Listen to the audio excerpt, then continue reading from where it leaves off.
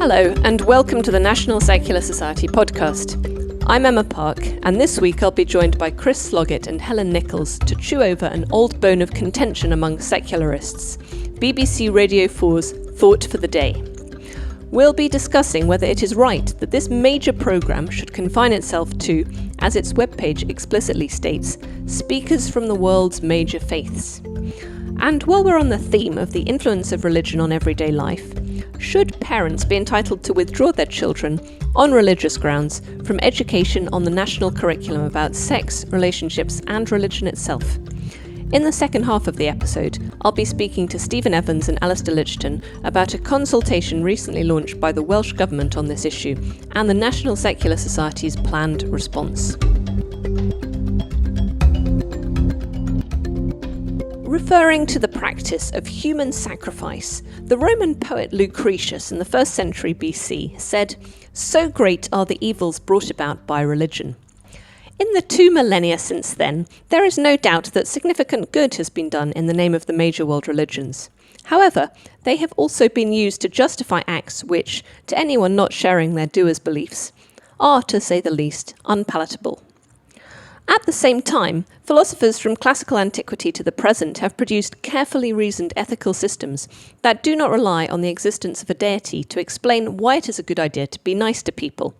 And contrary to the argument frequently made by religions, philosophy, science and the arts have long offered cogent accounts of how it is possible to have a fulfilling life on this earth now. In Britain today, roughly half the population is non-religious and seems to muddle through daily life much like the religious half. Nevertheless, Thought for the Day, on Radio 4's flagship Today programme, still retains a wholly religious character. In the BBC's own words, the 3-minute series is about reflections from a faith perspective on issues and people in the news. But what makes a faith perspective so special as to merit a daily slot on BBC Radio? Is there any equivalent slot for non-faith perspectives? Is the BEEB really as impartial, representative and diverse as it claims? To answer these questions, I'm joined now by Chris Sloggett, Communications Officer at the National Secular Society, and Helen Nicholls, the Membership and Finance Officer. Chris, let's start with you. John Humphrys was on Good Morning Britain recently, criticising Thought for the Day. What point was he making? Yes, so John Humphrys, obviously former presenter of the Today programme and who retired very recently, appeared on Good Morning Britain, and he was asked about Thought for the Day within this interview, and he called it discriminatory, rather pointless and anachronistic. Meanwhile, also one of the contributors to Thought for the Day in the same week, actually, Inderjit Singh, actually quit the slot because he said that the BBC had tried to block him from discussing a guru from his religion, he's a Sikh, who fought against the forced conversion of some Hindus to Islam in 17th century India. So Inderjit Singh was complaining that his free speech had been compromised, essentially. In response to John Humphrys' remarks, we at the NSS have written to the BBC to urge it to reform or scrap Thought for the Day. So Chris, could you go into a bit more detail? What are the NSS's main objections to Thought for the Day? So, well, John Humphrys, I think, was right to describe it as discriminatory. It excludes non-religious people, and also it encourages the idea that we all benefit from a bit of religion in the morning. So that's a sort of highly contentious view. It also furthers the narrative that morals come from religion, and many people would argue the opposite, and some people would see religion as a source of ill. That, I think, is a legitimate point of view. And a lot of people would say, well, their morals don't come from religion. I noticed that the BBC used to have a whole section on its website called Religion and Ethics, but it seems to have cut that, perhaps in reflection of these ideas. Helen, on that point, how does the NSS propose to reform Thought for the Day? Do you want to get rid of it altogether? It's up to the BBC to decide how to reform it. If most listeners find it tedious, they could scrap it altogether. However, if they want to keep it going, they could easily open it up to non-religious people. Some new perspectives might also liven it up a bit. Make it less boring. You never know. Chris? Yeah, so when we've written to the BBC, what we've suggested is reforming it into an ethical current affairs slot if the BBC is committed to keeping Thought for the Day. So that would mean religious people could still contribute, but that would be on equal terms. You wouldn't have to shoehorn religion in order to get heard within these 3 minutes. And given the decline in religious identity across the UK, if the BBC was treating potential contributors equally, you wouldn't necessarily expect religious perspective to dominate such a slot. On the other hand, though, Thought for the Day is only about 3 minutes long. Does it really matter if such a short slot is reserved for religious figures? Aren't there plenty of other opportunities for non-religious speakers to contribute to the Today programme and the rest of BBC Radio? Helen, what do you think? If it was called Sermon of the Day, maybe it wouldn't matter quite so much. The reason people feel so strongly about this issue is it represents a commonly held view that only religious people are able to give meaningful comment on ethics and how to live a good life. In many respects, it's similar to the collective worship requirement in schools, which rests on the presumption that children cannot have a meaningful school assembly unless they worship a deity that some or even most of those present do not believe in. Thought for the Day reminds me a lot of my high school assemblies. It gives us a brief morning sermon in the hope that it'll make us better people. However, the exclusion of non-religious voices implies that they consider those perspectives to be less worthy and less meaningful. Yes, so of course there are plenty of other opportunities for non-religious speakers, but those are opportunities for religious speakers too. There's no part of the Today programme where religious people are excluded. There is a part of the Today programme where non-religious people are excluded. That really is the key issue there. Sure. How long has the NSS been campaigning on this issue, Helen? For decades. Thought for the Day has existed since the 1970s. In 2002, we were a signatory to a letter to the BBC governors asking for non-religious voices to be allowed on the programme. It led to Richard Dawkins being given a slot to do a secular Thought for the Day. However, they didn't let him go in the regular slot. It was an extra. They didn't want him to desecrate the religious segment with his presence, and they didn't want to open the door to other non-believers. As membership officer, have you had any response from the NSS's members about this topic? This topic is dear to the hearts of our members. It was raised at least twice at our last AGM, and one of our affiliate groups, the South East London Humanist Group, have a monthly protest outside Broadcasting House. I went along once. There was quite a crowd, and I saw lots of BBC employees expressing their support as they walked past. While I was there, Sarah Spatz-Sands spoke to some of the organisers about coming onto the Today programme to discuss the protest. I've since heard that they finally did that a few months ago. Their focus is on getting a humanist on the programme, and that's fair enough because they are a humanist group. We put our emphasis on the broader point that a person does not need to subscribe to any clearly defined belief system in order to provide a spot of meaningful reflection at breakfast time. Chris, do you think there's a good chance that the BBC will finally reconsider its position? Well, the BBC's been quite stubborn on this in the recent past. We have raised it a few times in the last few years, but public opinion may mean that it decides change is overdue. So we commissioned some polling last year, and that found that only 18% of British people, that's fewer than 1 in 5, thought for the Day should always feature religious content. And a lot of people sort of saw Thought for the Day as an irrelevance. More than half of respondents sort of didn't agree or disagree with the idea that Thought for the Day should still exist. So it may be that the BBC partly thinks, well, this just isn't going down very well with the audience, and public opinion may just pressure it into changing as well. There's also, I suppose, the question of whether or not it's compatible with the BBC's commitment to impartiality. I think that's a question that the BBC should certainly be asking itself, whether having 3 minutes within a programme which is specifically designed to pushing this religious agenda, and which I think, as Helen said, does endorse this idea that religion is the source of ethics and morals, whether that is compatible with a public service broadcaster that has a very clear remit to be impartial. But the fact that prominent voices on the Today programme have spoken out suggests there may be some support for reform within the BBC, and I suppose that is an encouraging sign, but we'll just have to wait and see. So whoever these mysterious characters are at the BBC, hopefully they're listening to this podcast now. Chris and Helen, thank you very much. Thank you. Thank you.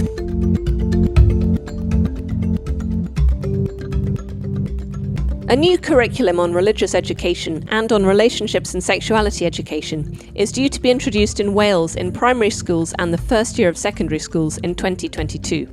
The Welsh Government has recently launched a consultation entitled Ensuring Access to the Full Curriculum, which considers the impact that would be made on parents if they were no longer allowed to withdraw their children from RE and RSE classes for religious reasons. The Welsh Government is also considering whether to change the title of RE to Religions and Worldviews. Are these good ideas? I'm now joined by Stephen Evans, CEO of the National Secular Society, and Alastair Lichten, Head of Education. Stephen, starting with you, why has the Welsh Government launched this consultation? What's the purpose behind it, and why now? So this is all part of a broader project to overhaul education and create a new curriculum for Wales. It's probably the biggest reform to Welsh schools for decades. So as part of that reform, the Welsh Government is proposing to ensure that every child in a maintained school in Wales has the right to access a broad, a balanced curriculum. This includes access to religious education and relationships and what they're calling sexuality education, RSE. So to do that, they're reforming the subjects and removing the long-standing parental opt-out.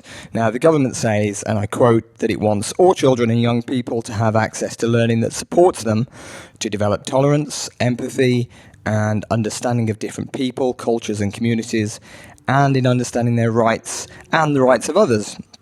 So this all sounds really good, really positive, but the parental opt-outs have long existed in education to protect parental rights and religious freedoms, particularly where RE has sometimes been more akin to religious instruction and not really a proper academic subject like anything else in school. So this is a contentious move from the Welsh Government, and I think if they plan to remove the opt-out in faith schools, they may well have a legal problem. So this consultation is really about working out where the crunch points are and what the implications of this shift in policy might be.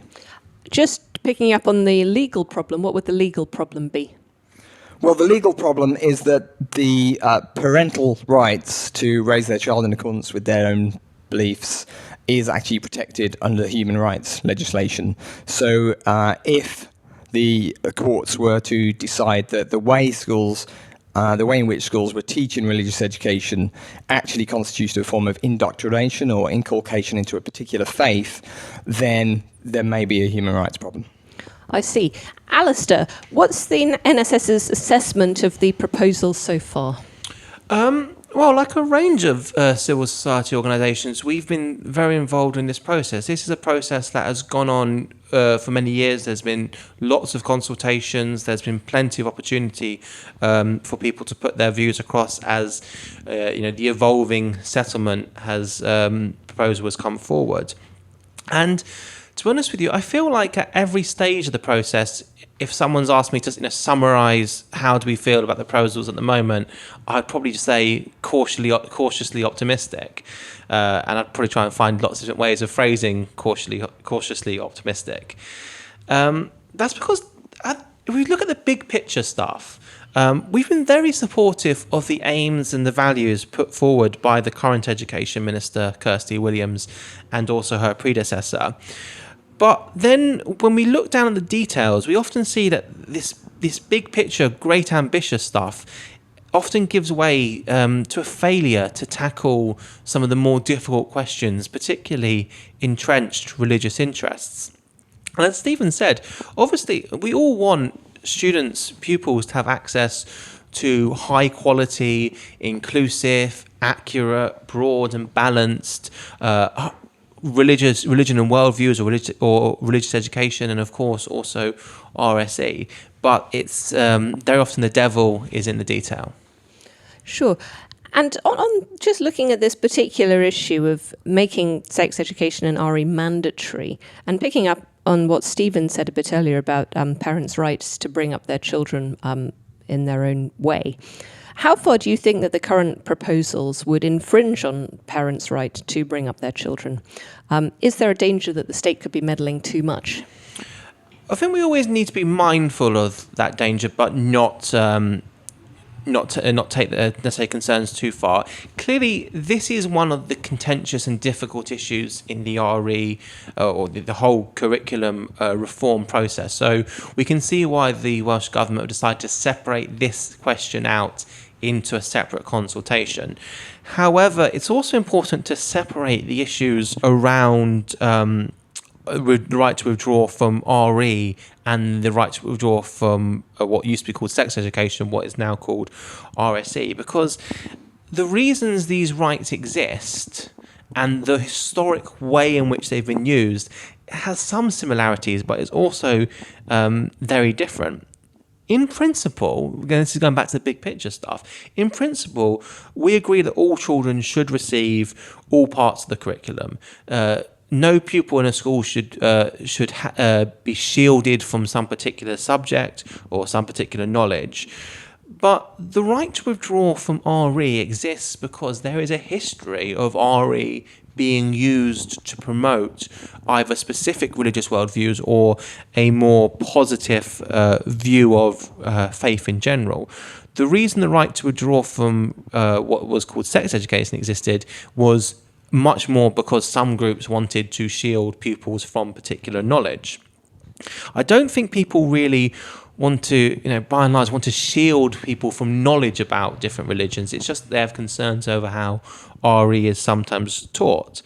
So there are areas where I think there's often a tendency within the RE community, and we see this very much in the consultation document, to simply have a positive rose-tinted glasses that all of the problems which necessitate the right to withdraw have been solved and it's completely not necessary anymore. And that's not really the case. We do still see cases where parents feel that RE is being used to promote a particular worldview which they don't agree with. It's not how they choose to raise their children, and so they feel they have little choice but to withdraw. Do you think the problem with this, Alastair, is really about continuing the right to withdraw? Do you think it's just a question of reforming the way RE is taught? If we get all of the reforms that we'd like to the way that RE, or I guess we should start getting used to calling RW, is taught, then the right to withdraw shouldn't be necessary. A couple of years ago, I did a review of some guidance that came out from the Welsh Association of Sack Rates, and I think that kind of very much illustrated the problem with the right to withdraw. This is a group of local authority groups that deal with religious education, and they point out some very common sense things, that the right to withdraw from RE is a bit of an anomaly. It causes problems and confusions for schools sometimes, and it is sometimes used by parents for prejudicial reasons. But equally, you can't just entirely dismiss people's legitimate concerns, particularly in faith schools where RE is inspected to ensure it is promoting a religious worldview, where it has that continuing legacy of that purpose. Stephen, what about the right to withdraw from sex education or RSE? Are there any circumstances in which this would be justifiable, or do you think all children always should be taught these subjects? No, with regard to RSE, I think that all children should have a right to access high-quality relationships and sex education, and I think that should be LGBT inclusive as well, because all the evidence tells us that this leads to better health outcomes, both sexual health and mental health we're talking about there. So I don't think parental rights should trump children's independent rights in that instance. So I think I, and certainly the National Secular Society, would support plans for an end to the right to withdraw from relationships and sex education. Alastair, any further comments on RSE? Yeah, I mean, we do see cases, for example, in an annex to our unsafe sex education report of last year. We identified faith schools in Wales who were using RSE for promoting particular religious worldviews, particularly anti-LGBT teachings, anti-reproductive rights information. The solution, and so, if a school were using RSE just to promote the idea that homosexuality is wrong, as Catholic faith schools do, I can see why a parent might want to withdraw their child from that lesson.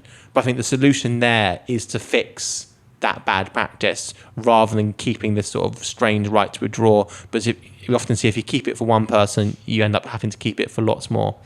Stephen, where do the children's human rights to have RSE fit into all this? Yeah, it's a good question. Children's rights, I think, often get neglected in these conversations, where I think there's an undue focus and emphasis on the parents' rights and the parents' religious beliefs.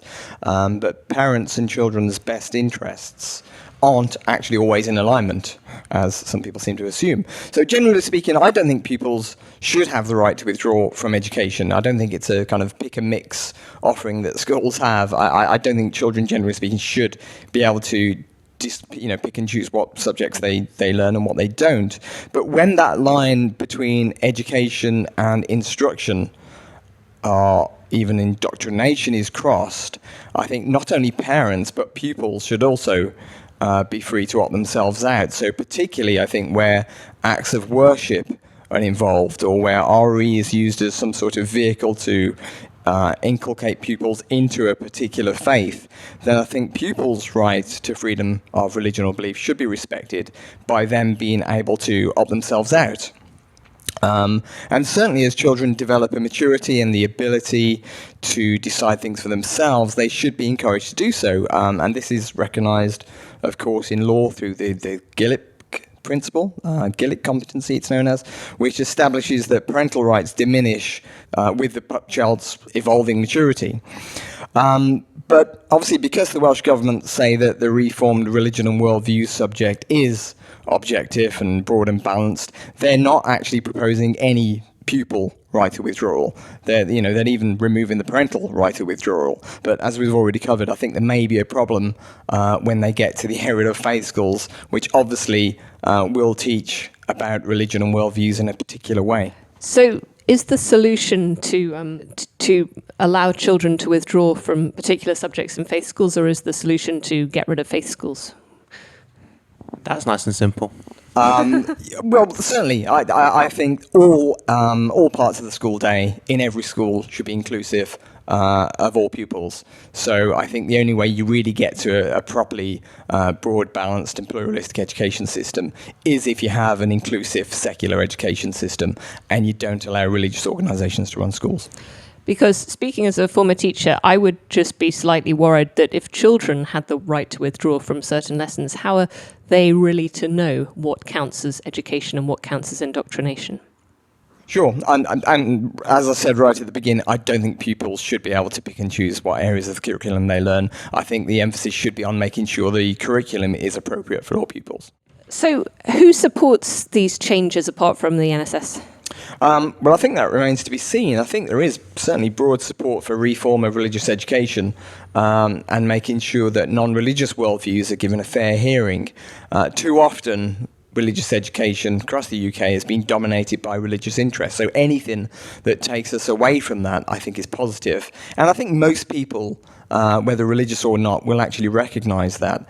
But I imagine that both faith and secular groups will be concerned to see any reduction in parental rights around religious education and religious freedom. So whilst faith schools exist and RE can be used as advertising space for religion in schools, I'm certainly not convinced, and I don't think the NSS is convinced yet that the time has come to remove the right of withdrawal.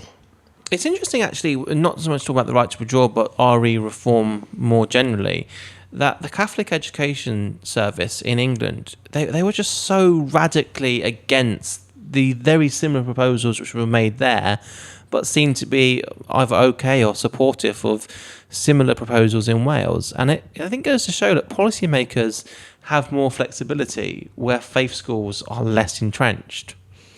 And on that point, Alastair, how great are the substantive changes that are going to be made to the national curriculum in these subjects rather than just the changes in names?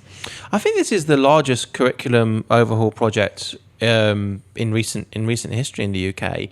RE or RW is going to be embedded in a broader humanities area of learning, something which we're in favour of.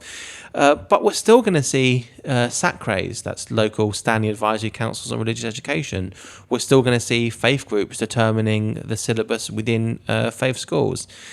There's a move towards reflecting the changing religious demographics and greater inclusion of non-religious worldviews. They've introduced something called the pluralist requirement, and they've put that in capital letters, so it sounds very important.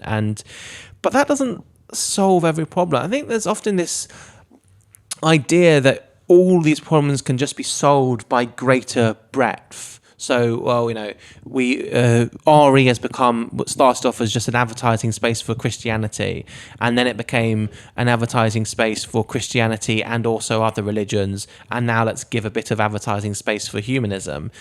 But that doesn't solve all the problems. The consultation document talks about that there won't be any indoctrination in the subject, but you can have bias within the subject without it rising to the level you'd call indoctrination. You can have a biased view being presented, an inculcation, an immersion in a religious way of thinking, increasing focus on the importance of religious views. So there are going to be substantive changes to the content, but what about the names of the subjects? In fact, there are two changes proposed. This idea that sex education is going to be renamed Relationships and Sexuality Education, and that religious education is going to be renamed Religions and Worldviews. Alastair, can you tell us what is the idea behind these proposed changes? I think the RSE name change draws strongly on the recommendations of the Welsh Government's own expert panel. It reflects that it's about rights and responsibilities in all types of relationships, and so it discusses a wider range of issues than simply the physics and mechanics of sex or sexual relationships. RSE covers peer relationships with adults, the understanding of children's what their rights are, so that it draws in things like anti-bullying, other ethical issues. The RE/RW name change, again, that draws on recommendation of experts, in this case from the Commission on RE. That's intended to, I think, give the subject a fresh start and increase the importance and the relative esteem of non-religious worldviews. Are these name changes themselves going to make a difference to the way the curriculum is taught or its content, or are they just window dressing? People in the RE community do love discussing possible subject name changes. So I think a subject name change can send an important message, but ultimately it is about more than just a name change. We need to, you need a cultural change. You need the curriculum content, and not just the content, but you need strong protections of what are the values of this subject. I think we should also recognise that the name still frames religion as the default. The subject, the curriculum and content talks about worldviews that are analogous to religion, so religion and worldviews, and that definitely places non-religious worldviews in a limited sense of understanding. So it leads to just non-religious worldviews and humanism being used synonymously. It leads to approaching the study of non-religious worldviews as if they're also religious, and it frames that religion is the important one and non-religious worldviews are very much secondary. So we do need the cultural change to completely move beyond faith promotion. We need to see that it's not just a problem if a faith school or another school is promoting just their religion as true. It's also a problem other forms of bias, and these can sometimes be subconscious bias, because many within the RE community do see their job as promoting a positive view of faith, and particularly in faith schools where it's not just a positive view of faith but a positive view of a specific faith. That's always going to have an institutional bias. So far we've been talking about changes which apply to the maintained sector in Wales. Stephen, what about in the private sector, and what about in the rest of the UK? Well, as you'd expect, private schools do have greater freedoms. They don't have to follow the national curriculum. And parental rights of withdrawal have actually only ever applied in the state sector. They don't apply in the independent sector anyway.